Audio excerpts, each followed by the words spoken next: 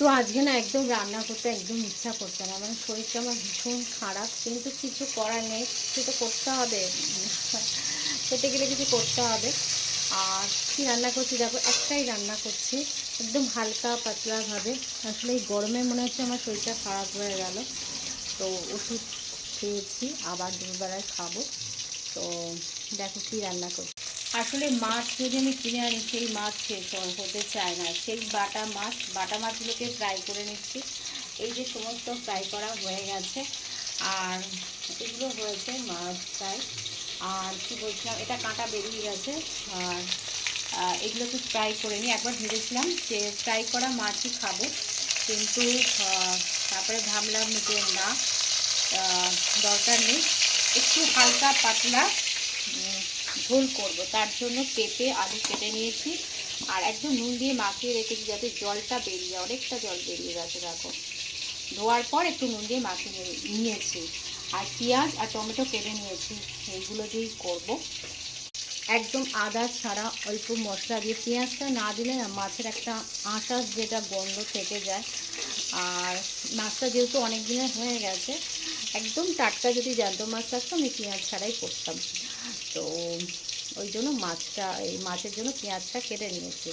আর আদা পেস্ট একদম দেবো না, শুধু অল্প একটু মশলা, হলুদ গুঁড়ো আর জিরে গুঁড়ো দিয়ে পাতলা করে একটা ঝোল করে নেবো। আর কিছু করবো না, এই দিয়ে দুবেলা খেয়ে নেবো। আর বাবা তো নিরামিষ তরকারি একদম সমস্ত গরম হয়ে গেছে। এই যে এখানে আছে টক ডাল, এগুলো আমি খাই না, টক ডাল একদম খাই না, এটা আমার একদম অপছন্দের একটা খাবার।